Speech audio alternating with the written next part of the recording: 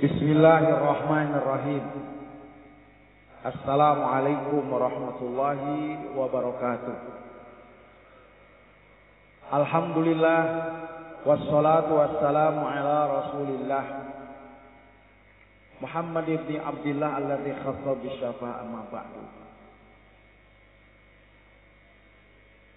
Kalau diibaratkan kita ini adalah narapidana yang akan dijatuhi hukuman mati atau hukuman seumur hidup.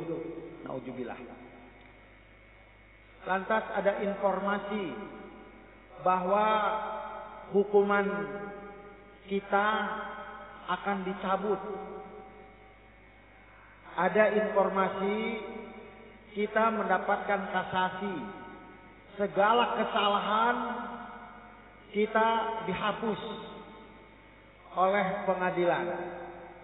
Pertanyaannya, bagaimana perasaan kita ketika hukuman dicabut, kesalahan dihapus, dan kita dibebaskan dari segala macam tuntutan hukuman? Apa yang kita rasakan? Bahagia? Senang? Demikian juga Allah udah ngasih tahu kepada Rasulullah SAW bahwa dosa-dosa kita akan dihapus, hukuman kita akan dihapus dengan informasi kedatangan Ramadan. Man fariha bidukhulir Ramadan. Barang siapa yang berbahagia akan datangnya bulan Ramadan, maka jasad kita akan diharamkan disentuh oleh api neraka. Api neraka itu kita analogikan sebagai hukuman dan kita adalah narapidana.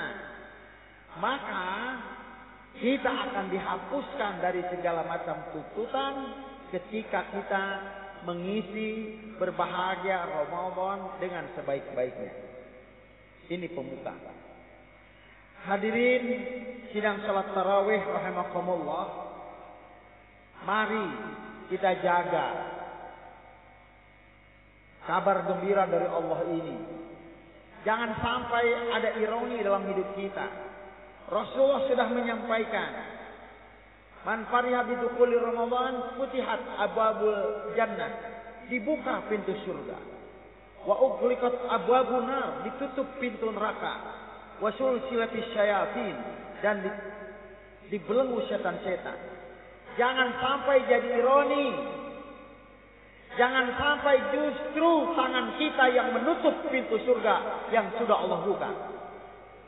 Jangan sampai terjadi ironi. Justru pintu neraka yang sudah ditutup kita buka. Jangan sampai jadi ironi. Setan yang sudah dibelenggu justru kita yang melepaskannya. Maka ini adalah kesempatan bagi kita. Hadirin jamaah salat tarawih dan salat isya. Sebelum saya tutup, ini khutbah kultum ya, kultum 7 menit melalui insyaallah. Dawi kita benanaun ya. Ada 4 pesan Rasulullah untuk kita, hanya 4.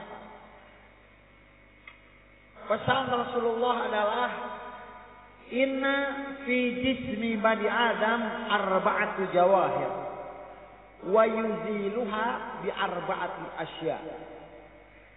Ada 4 perhiasan yang dimiliki oleh kita manusia. Ada 4. Kalau 4 ini tidak dimiliki, maka derajat kemanusiaan kita akan turun. Namun jangan jadi ironi. Sekali lagi ironi. 4 perhiasan akan hancur justru oleh perbuatan kita. Sekali lagi. 4 perhiasan manusia yang hancur oleh 4 perbuatan manusia itu sendiri. Yang pertama. Perhiasan kita yang pertama adalah al-aqlu. Akal. Kabayang teu aya awewe geulis. Tapi ngajepret saon. Daek teu kawin jeung ieu.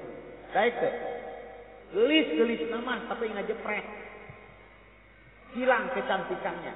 Kayaknya mah tapi kurang setengah on. Hilang kegantengan, kecantikan, keindahan manusia itu. Makanya akal ini adalah perhiasan kita.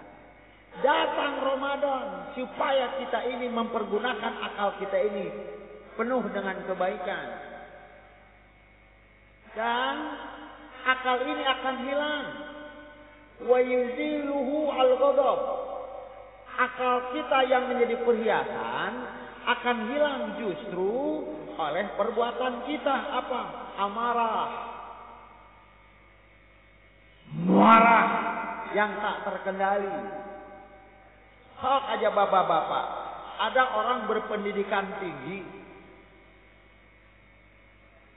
Namun ketika marah, binatang disebut. Kira-kira kelihatan nggak akalnya?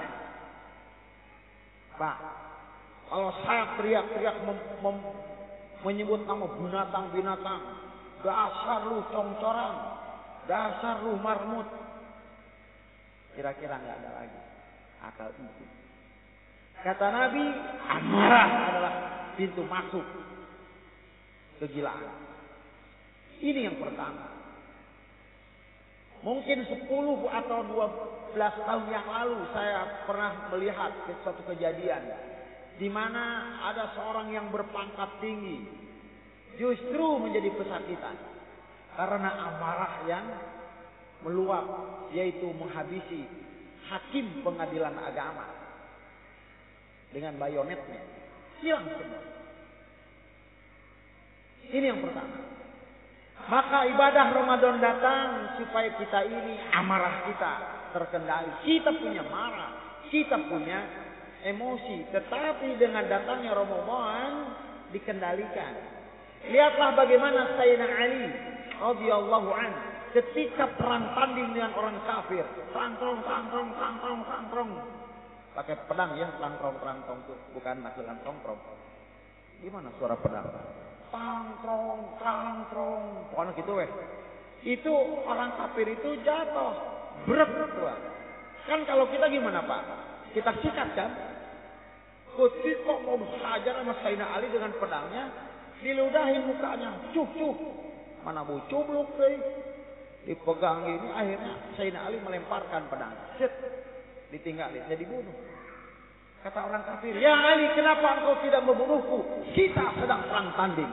Apa Sayyidina Ali? Aku tidak mau membunuhmu karena atas nama amarah.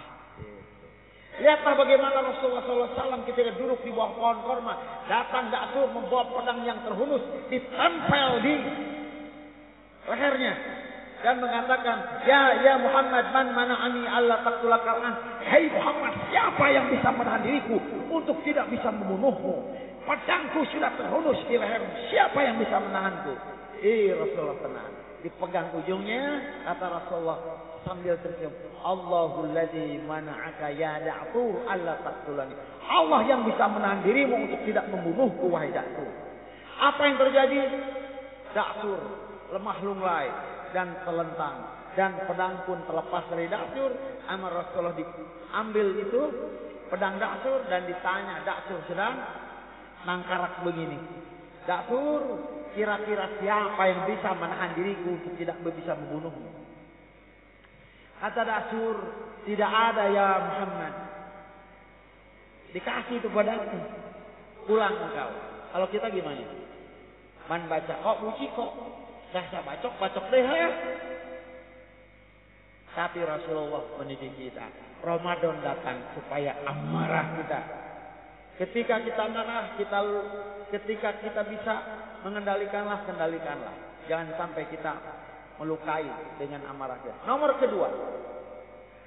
kedua, kita ini punya perhiasan, kata Rasulullah.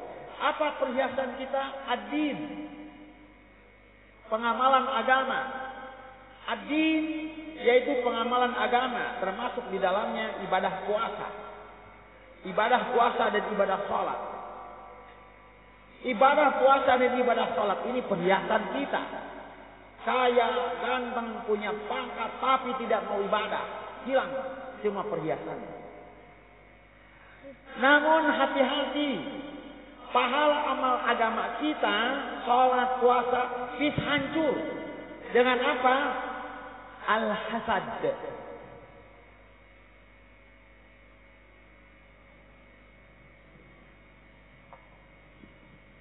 Pahala puasa kita, pahala sholat kita akan hancur. Apa oleh perbuatan kita? Yaitu dengki. Dengki ini adalah bahaya laten. Yang jadi sasaran empuk dengki itu adalah orang yang berilmu. Contoh saya, misalkan saya di masjid ini, saya orang yang paling pintar. Contoh, ternyata ada ustaz yang baru lebih pintar. Ini sasaran untuk saya untuk hasud kepada dia. Hati-hati. Hasud itu kita ini tidak senang dengan prestasi orang lain. Hasud itu adalah perasaan di mana kita puas ketika orang lain yang kita dengkiin itu terjatuh. Hati-hati. Hancur sudah pahala puasa kita. Ketika kita melakukan hal-hal bagaimana kompetitor kita, sahabat kita yang melebihi kita ini lebih berilmu dari kita, lebih berpengaruh. Solusinya sekarang. Solusi supaya kita ini enggak hasud dan dengki.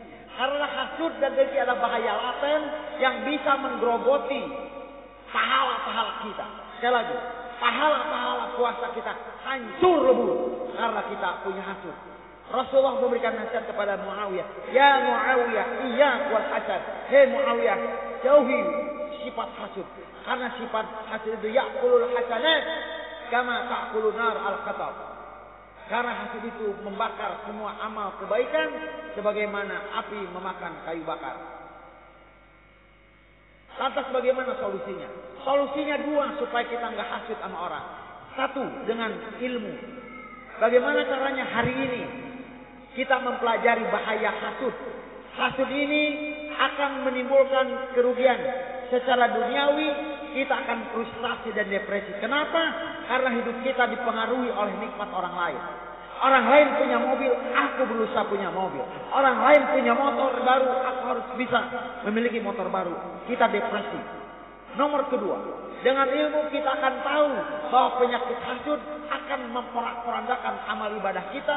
Dan kita tidak bisa ketemu dengan Rasulullah, dengan para sahabat, dengan para wali, dan orang-orang yang Allah cintai. Kita tidak akan bisa bertemu kalau kita masih punya hasud kepada orang lain.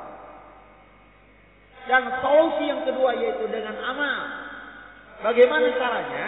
Ketika saya ini merasa tersaingi dengan Ustadz Erik misalnya. Erik ini masih muda, pendatang baru, datang ke masjid ini, ilmunya lebih keren, ilmunya lebih hebat, wawasannya lebih luas, penyampaiannya begitu renyah. Dan saya mulai tersaingi dengan seorang Ustadz Erik. Apa yang harus saya lakukan? Solusinya adalah datangi Ustadz Erik itu, beri kitab dan katakan, Ustadz Erik, antum lebih berilmu dari saya. Kalau antum ini baca ini kitab, antum lebih keren wawasannya. Artinya apa? Kalau kita merasa tersaingi oleh orang lain karena ilmunya, solusinya adalah bikin dia lebih berilmu dari kita. Dua. Kalau hasud itu dikarenakan pengaruh kita tersaingi, solusinya adalah sebarkan kebaikan orang itu. Contoh, di masjid ini saya yang paling berpengaruh. Datang Ustadz Erik dengan segala kebaikannya, dengan segala kepandaiannya, dengan segala ketawaduannya. Akhirnya jamaah ini menaruh perhatian kepada Ustadz Erik.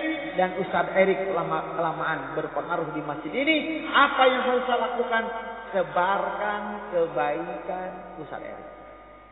Alhamdulillah di masjid ini ada Ustadz baru muda belia. Dia pintar dan soleh.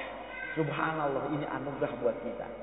Tapi kebayang kalau saya mencari-cari kesalahan Ustadz Erik. Hancur sudah pahala saya. Nomor ketiga, perhiasan kita itu adalah amal soleh. Amal soleh ini adalah milik kita. harta, pangkat, jabatan, alhaakumus takatsur. Hancur sebuah kemegahan dunia hatta kita masuk ke dalam kubur. Tanpa siapa yang menamai kita, yaitu amal saleh. Datang Ramadan, amal saleh kita dilipat gandakan. Tapi ingat, amal saleh ini akan hancur. Dengan apa? Dengan ghibah. Mencari keburukan orang lain. Yang terakhir, apa perhiasan kita? Yang nomor keempat adalah rasa malu. Orang kalau nggak ada rasa malu tidak dipandang jadi manusia. Lahum qulubun la yafqahuna biha. Dia punya hati, tetapi hatinya tidak dipakai untuk kebenaran, alias dia nggak punya rasa malu. Raskin dirampok. Minyak goreng. Minyak goreng. Terus kapalang lah ya. Gitu dah. Raskin disikat. Enggak. Ripuh akhirnya. Diam-diam pertamax naik 10.500. Kumaha buatan lalarti. Geus lae tamat. Politik diompolan ku budak leutik. Balik lagi. Tamak mengumpulkan kekayaan. Jadi rasa malu itu akan hancur dengan tamak. Dulu pernah ada seorang koruptor ditangkap oleh KPK. Apa yang terjadi bapak-bapak? Duitnya yang puluhan juta itu ditaruh di wastafel di keresek. Kayaknya mah, tapi nggak punya rasa malu karena tamak, hilang derajat kemanusiaannya.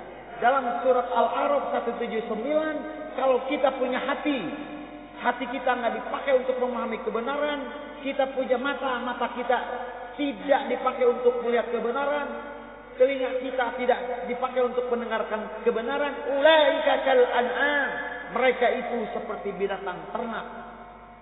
Hebat ini Al-Quran. Orang yang tidak memakai hati nuraninya dikarenakan dikuasai ketamakannya, dia akan turun. Bukan manusia lagi, tapi binatang ternak. Kenapa bukan binatang buas? Binatang ternak. Sapi dari zaman Nabi Adam sampai zaman Adam Jordan makannya rumput. Manusia yang nggak punya rasa malu, semua dikorupsi, besi dikorupsi, semen dikorupsi, beras dikorupsi. Saya tidak menyebutkan sebuah negara dan pejabat. Tolong jangan diedit, jangan ini. Saya tidak menyebutkan setting dan tempat. Sekarang zaman fitnah. Lantas bagaimana? Turun menjadi binatang. Contoh, laki-laki perempuan hidup dalam satu rumah tanpa ikatan pernikahan disebut apa? Kumpul kebo profesional ngeunah aing disebut. Benar enggak? Bapak pinjam duit ke saya 1 juta, harus dikembalikan 2 juta, disebutnya lintah darat, bukan manusia lagi. Bapak ini dan bapak ini, saya memfitnah bapak ini, saya berpenampilan manis di depan bapak, saya merupakan di belakang bapak, disebut adu domba. Perempuan yang mengobrolkan kehormatannya disebut kufu malam. Laki-laki yang suka memainkan wanita dengan cara yang tidak syariat disebutnya buaya darat. Semuanya turun jadi hewan. Datang Ramadan supaya kembali kita kepada jati diri kita sebagai manusia. Sebagai penutup, saya ulangi, perhiasan kita ada 4. 1, akal. Ingat, akal akan hilang kalau kita dikuasai oleh amarah. 2, amalan agama, yaitu puasa, salat, haji, sedekah. Ingat, akan hancur pahalanya dengan hasud, titik dengki. Nomor 3 adalah amal soleh. Amal soleh perhiasan kita akan hancur kalau kita apa? Ghibah. Nomor 4, kita pun punya perhiasan. Apa perhiasan kita? Rasa malu. Rasa malu kita akan hancur kalau kita dikuasai oleh rakus, tamak, sarakah. Ya. Datang Ramadan supaya kita tetap dengan perhiasan kita menjadi manusia yang sejati dan menghindari dari segala macam bentuk perbuatan yang bisa menurunkan derajat kita dari manusia menjadi hewan. Hatur nuhun, terima kasih. Assalamualaikum warahmatullahi wabarakatuh.